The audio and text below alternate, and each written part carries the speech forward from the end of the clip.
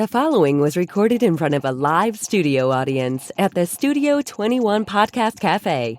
This is the United Podcast Network. This is Africa Diaspora Connect. Join us as we take the journey from the motherland to America. We share our experiences and learn from them. Here is our host, Kibathi. We're back for part two. We're discussing grief. From our last episode, we touched on many areas. We learned about loss from my sister's side of a son, sudden death. Jane, loss of a sister, electrocution, and what have you, and how to cope. And if you recall, what I left it off as is I wanted to touch on other areas that also I would like to bring to light. Isabella, like I said, brevity will be key on this one. Women who lose their children, childbirth, a stillborn child, where you haven't really had the chance to bond with this child. I hear terms like even going through the pregnancy after birth. There's the cases of, what's the term when a woman feels, what's that term called? When a woman doesn't want to be involved with a child. Postpartum depression. I hear all that. But what happens and how does a woman cope? Or is it any harder because you haven't really connected with this child yet? You've carried this child for 9 months. What goes through the psyche? How can you answer that, Isabella? One thing I could say is that, as I said earlier, that grief comes because of losing somebody or something of value. To you, this child you haven't seen. The thing is that you are already overjoyed that something is growing. You're expecting expectation, yes. And that it's even harder because, I know all of them are hard, but think about it. You've been working for a whole month. At the end of it, you're like, I'm going to do something because I'm going to be paid. Then all of a sudden, you're not going to be paid for whichever reason, the pain, how you feel. So there's no loss of, as long as it's a human being, as long as it's something you value, as long as you have that loss, the emptiness can be almost the same. Overwhelming, as much. It can be overwhelming, and it also depends. So think about it. It is your first child. So you've been waiting for years, ever since you're a child. I'm like, one day I'll be a mother, and then you see it coming, and then all of a sudden it vanishes. It will be hard if it's the first child, but I don't think it's any easier. I would think, whatever it's your second or third or fourth. Right. We're discussing grief here. Do any one of you know, maybe Sarah or maybe Jane, anyone can chime in. Isabella, you have the credentialing, but how do children cope with death? Does anyone know? Does anyone know if there's anything out there? How do children, an infant, you're all of 6 years old. I remember growing up, like my dad was my hero, you know what I'm saying? My mom, like everything. It's like, how would you cope? Like, how do you cope coming home not to dad is no longer there? How does that work? Anyone can chime in. Does anyone know? Isabella, can you start maybe? I can. I can start. One thing, we have something called post-traumatic stress disorder. PTSD. And And post-traumatic stress disorder comes when people have gone through that pain. So children go through a lot after death. So they were seeing their sister, or they were seeing their brothers. All of a sudden, the brother is not there, and they cannot comprehend what is death. You see children, sometimes they'll be just jumping all over the place when, but this emptiness, the feeling, there was connection, and now there's disconnection. I want us to think about something that is connected. As long as it's disconnecting, there is some struggle here, and that struggle is some pain in children.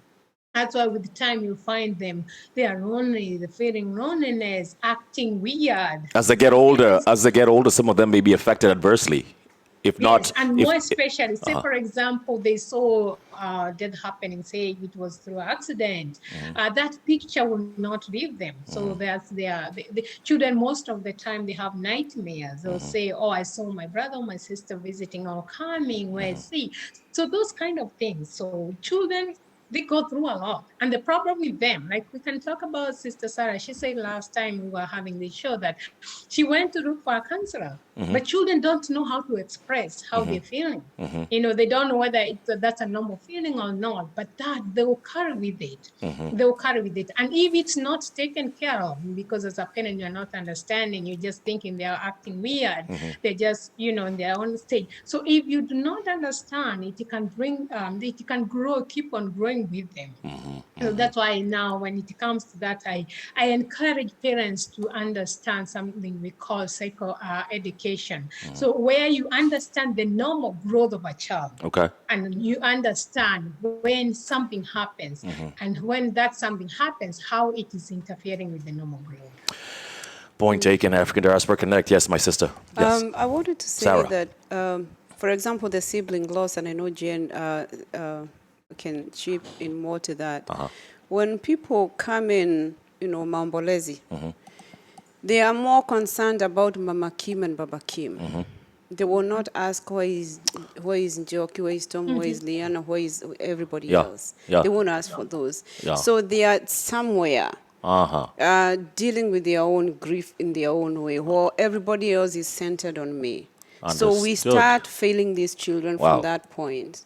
So, and children at the same time, they are quite, because I've dealt with my own, they are quite difficult. If like asking them to go for counseling, you really have to walk them, you have to tell them a story, and they sometimes would say a straight no.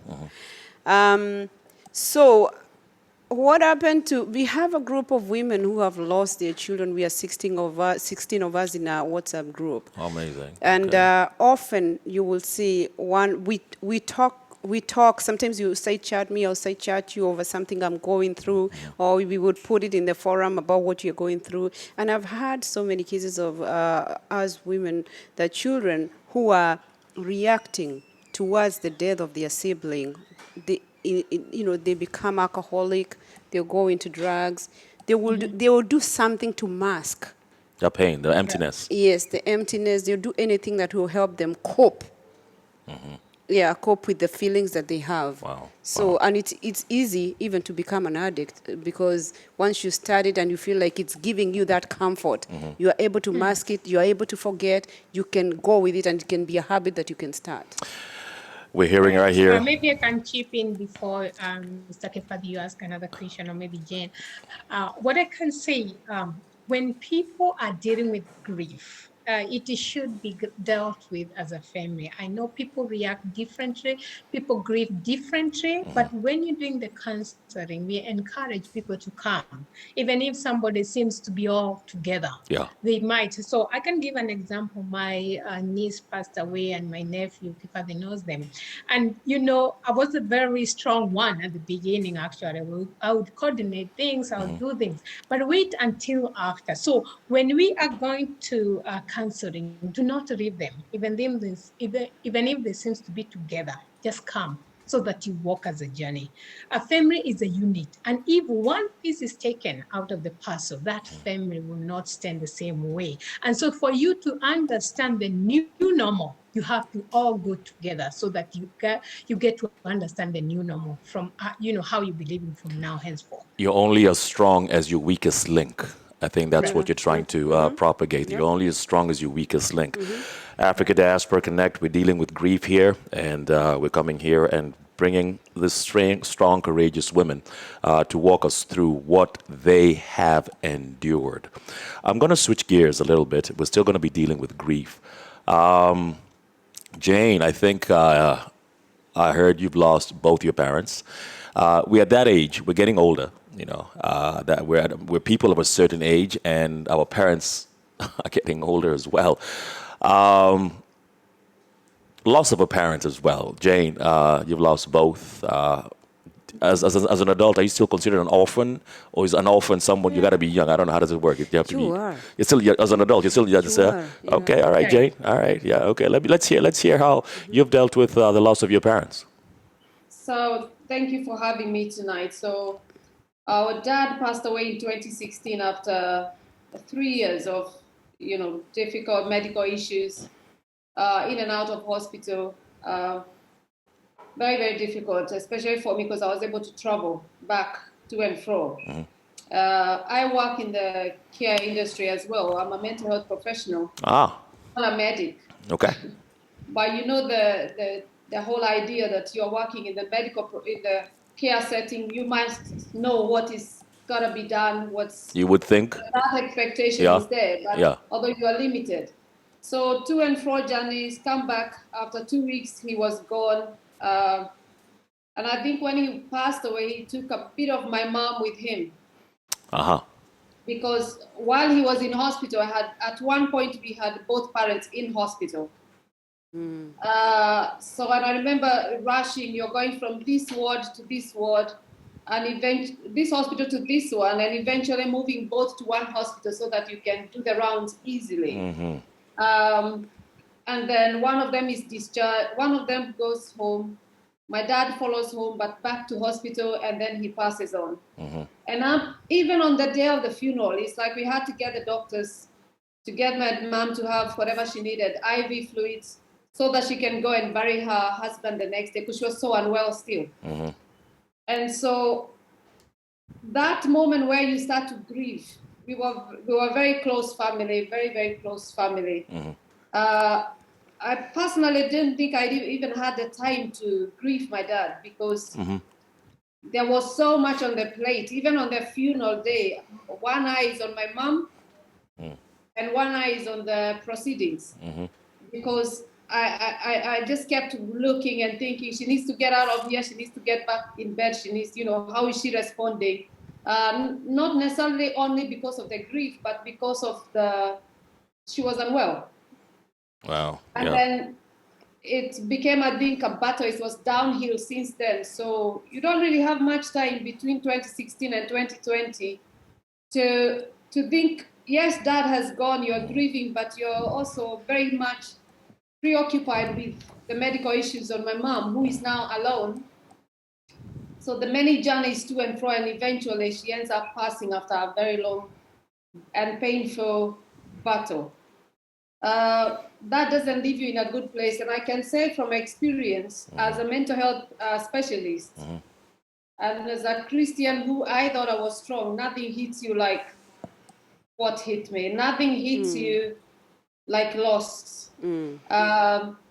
Because as much as I thought, like Sarah said, you're out there telling people this and the other, comforting people, nothing made sense.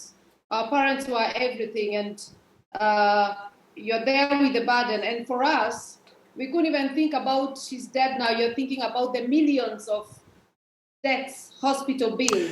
You're touching on this is the point I was getting to, and I'm glad you're bringing this up right now. Go ahead, and I'll interject. This is good news. Go ahead. You're here, and you've got the hospital saying the first thing, the body is here, but they are telling you the body can't move to any other morgue because of the bill. Yeah. You've exhausted the insurance. Yeah. Yeah. This is somebody who never used to be so sickly until when dad became unwell. So even the millions of insurance that she had is gone. Every insurance is saying she's used it all within a space of from October to August, October 2019 to August.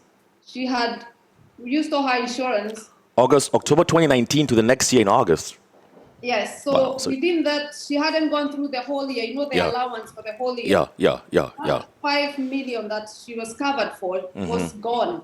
And we had another almost 8 million, which we have to cash in and pay. Is this system is rigged? One hospital. This is just one hospital. This system is rigged.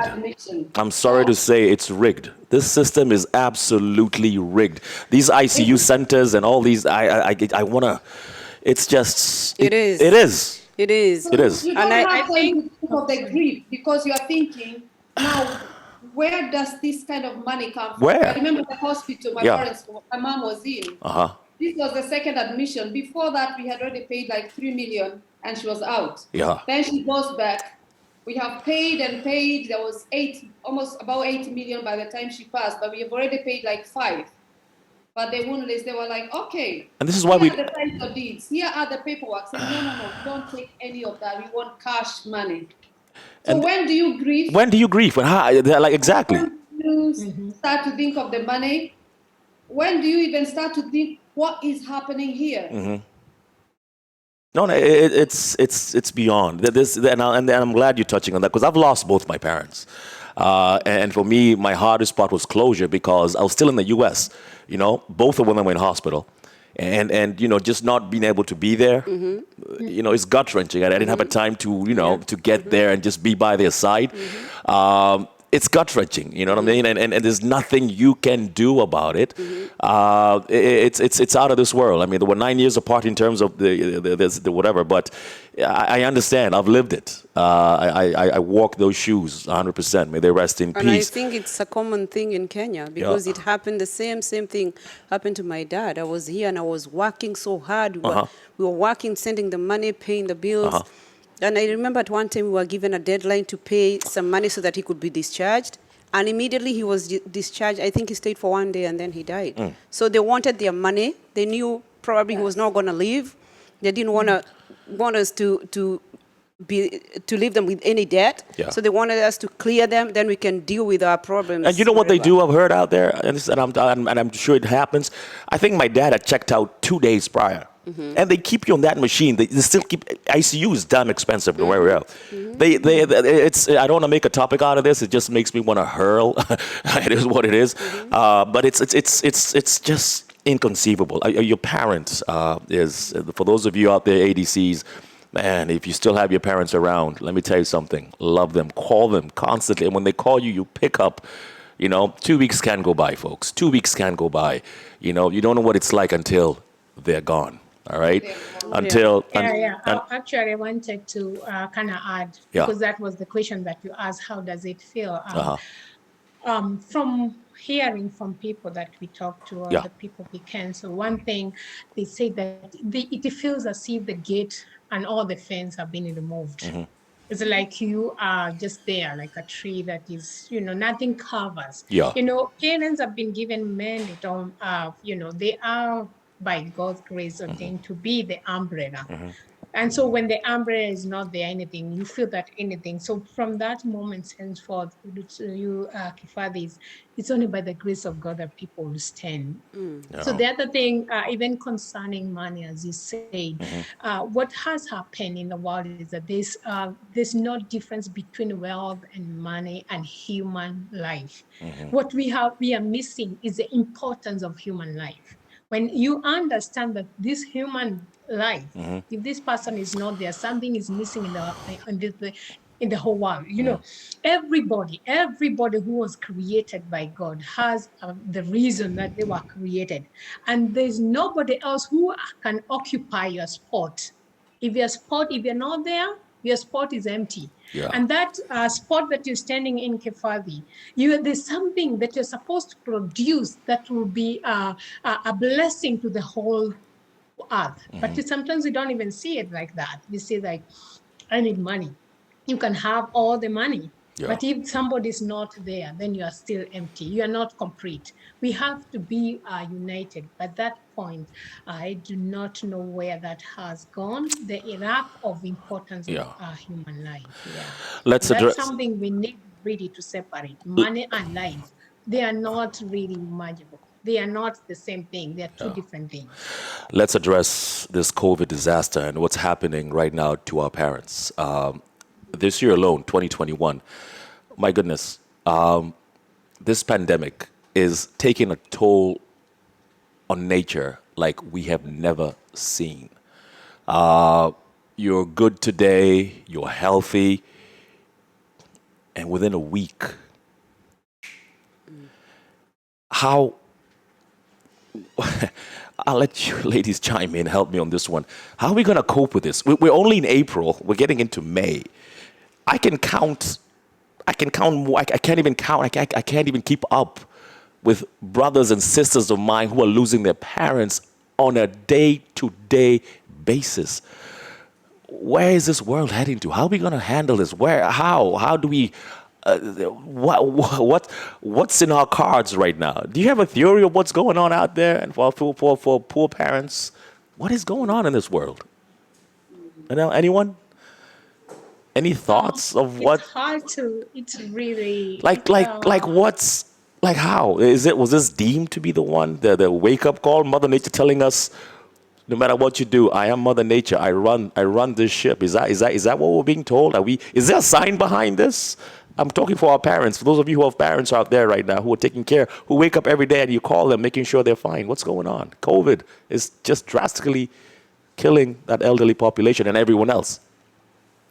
Yeah, it's a really hard time to live, and I think it's written in the book of Revelation. But besides even that, Yeah. what I really say, or this is my thinking, like we really need to be united to live, live one day at a time. Pray for those parents, as you say. As we're talking, my mother is in hospital. She had the shot, and she's in hospital. Oh, she got the vaccine. She got the vaccine, and she's in hospital because she got what do you call them? Whatever in the in her leg, and her leg is sore. Clot. But A clot? Is it a clot? Yeah, she got a clot. Yeah, she got a clot. So Wow. pray for her. Oh, pray for her.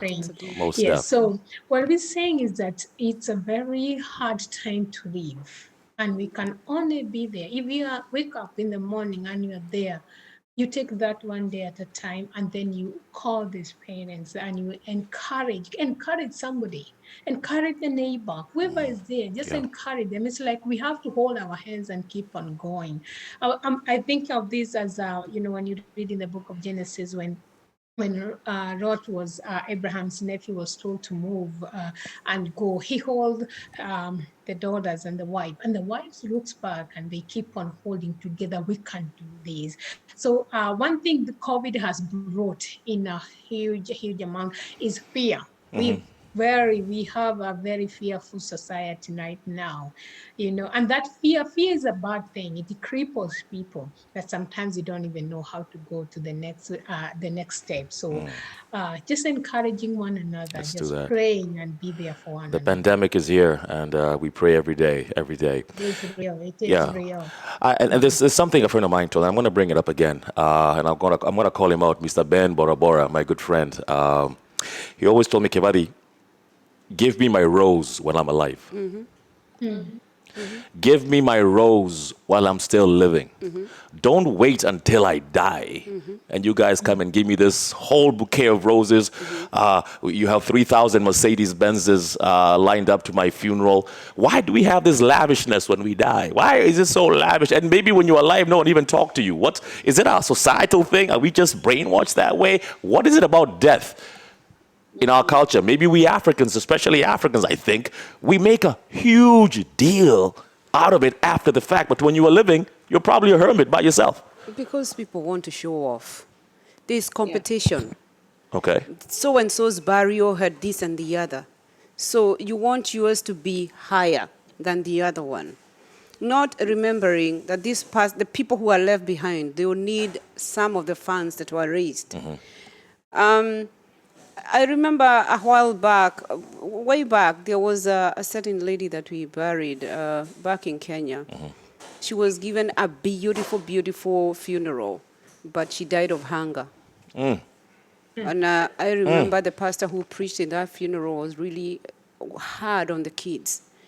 So let's do what we can for those parents, especially our parents. I remember I have no debt for my father, who passed on in 2013.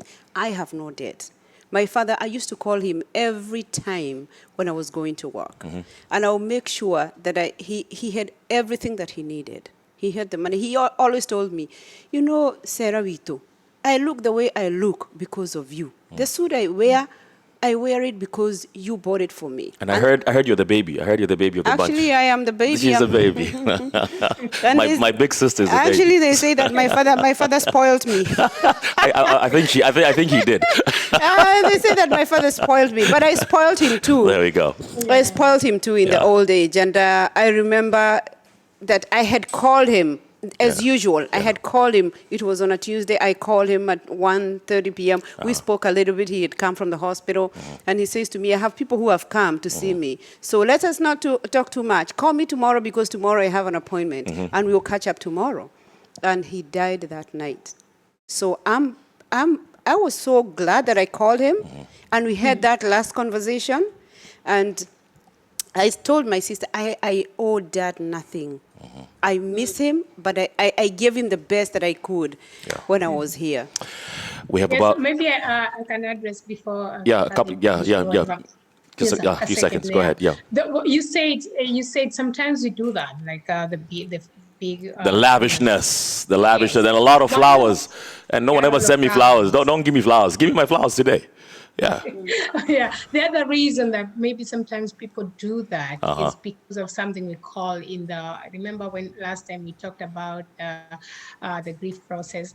Yeah, the bargaining there, the bargaining. Yeah, so because people are like, I could have done. Now there's no more chance of doing so. Exactly. Doing my best. So yeah, and that's why we're going back to that. So you're guilty. You're guilty of something, huh? You're guilty of something. Yeah. Let's give them now that you're alive. Let there be sometimes you don't have necessarily guilt. It's guilt. Sometimes they even have, and sometimes they'll even tell you, oh, don't do it. But be there for them. Talk to them. I'm going to do something a bit drastic. We don't have too much time. Sarah is a man who just joined me right now. He was meant to be here earlier. He's a good friend of mine, Mr. Mundia. Do you mind?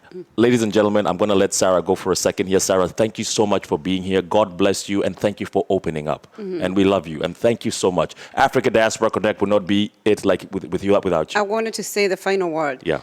Those people who are mourning their loved ones, who are grieving, there is a lot of, and they are here in America. There are so many places you can go for that they don't pay. You don't have to pay anything.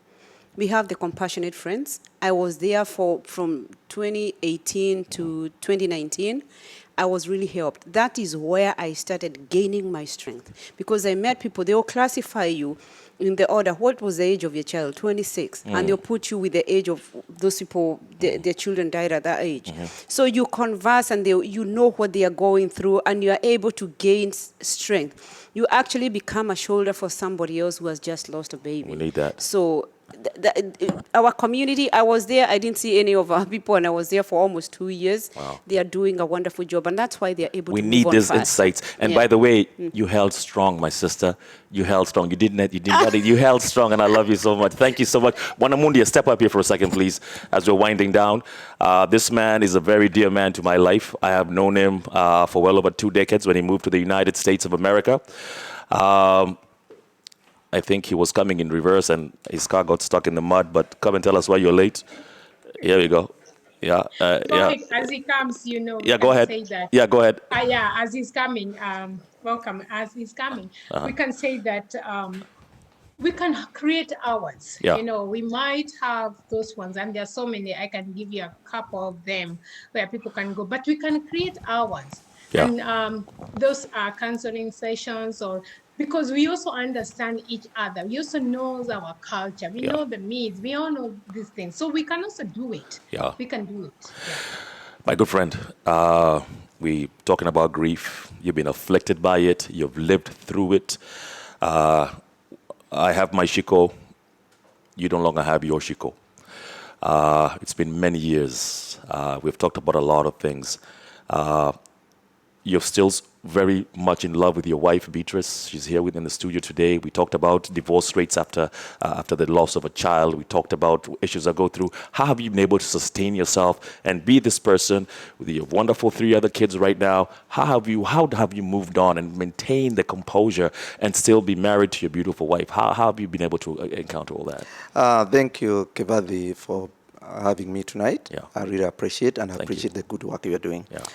It has been tough, and I know everybody says that there's this saying that no parent should bury a kid. Yep. And sometimes we take it as if it's easy, but it's not. It's real. But it's more than 20 years since we lost our daughter. But the pain never goes away. Nobody should lie to you. It's still there. It's like yesterday. I still remember that night in Children's Hospital, what happened, that we went there and the way she passed. And it's very painful to see your baby passing. How old was she? She was 5. She was 5? Yes. And she passed when we were seeing her, and it was very tough. One evening, come from work, she's not she's having. Warenga wasn't even born. Was Warenga born? No, Warenga was not born. Yeah. We were just 1 year from after coming to United States. I remember. So, and then I come from work, and my wife is telling me, "Oh my goodness, she's not breathing well." We didn't even know there was something called 911. So we just drove her to Children's Hospital, and then she passed on that night. It was tough, but what you ask, what has kept us, is 3 things: faith in God. Faith in God, because with God, you know that there's something there which keeps you going. God, our faith in God has really kept us, and just keep us moving. And we are staunch Catholic. I don't like shying from saying that. Amen. It has helped us. You remember, even that after that day, our priest from hospital, we find our priest in the house. That's helped. Secondary, my wife. She is beautiful in and out. She's stronger than me, and she has kept it going even today. And she gives me perspective, and it has been beautiful. That friends and relationships you have. People like you. I remember that time. I didn't even know where to start. You are there. Someone like my brother Karongo there. I remember. She's the one who brought me to go and see she was the person who was even to help me to get my mother from there that day. So that community, those 3 things keep somebody. So you cannot go through all this without those 3 things. You have to have God, you have to have your family, your friends, your wife or your uncle or somebody, and then you have to have relationships. That's what I've been getting. Africa Diaspora Connect. We're talking grief today. Second show coming. It's been real. There's so much in this topic. There's so much to cover.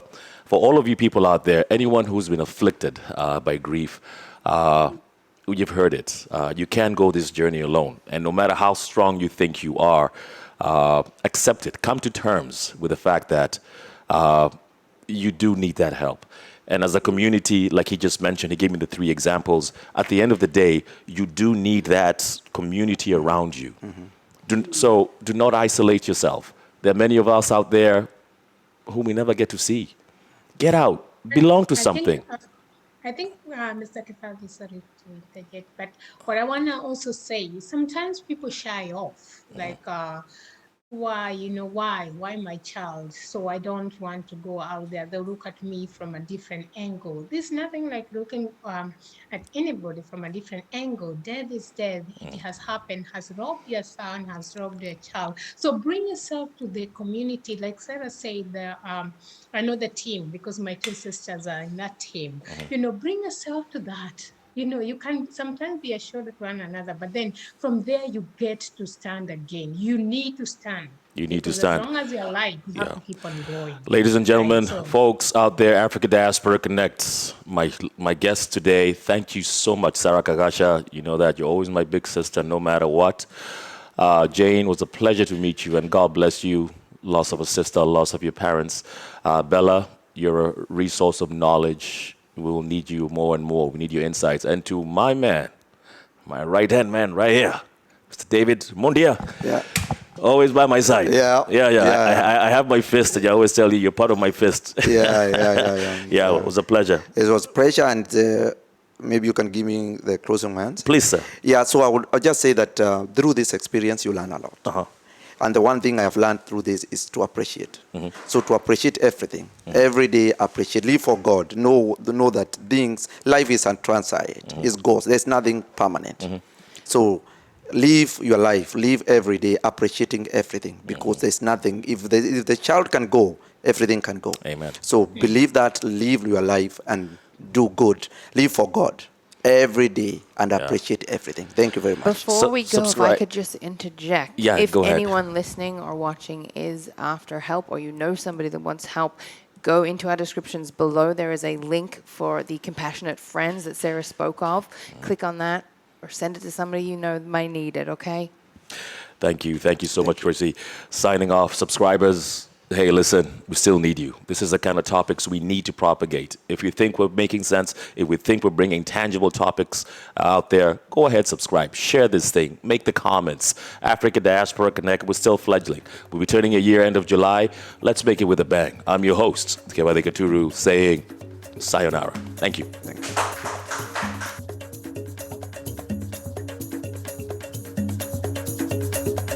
The views and opinions expressed by the hosts, guests, or callers of this program do not necessarily reflect the opinions of the Studio 21 Podcast Cafe, the United Podcast Network, its partners, or affiliates.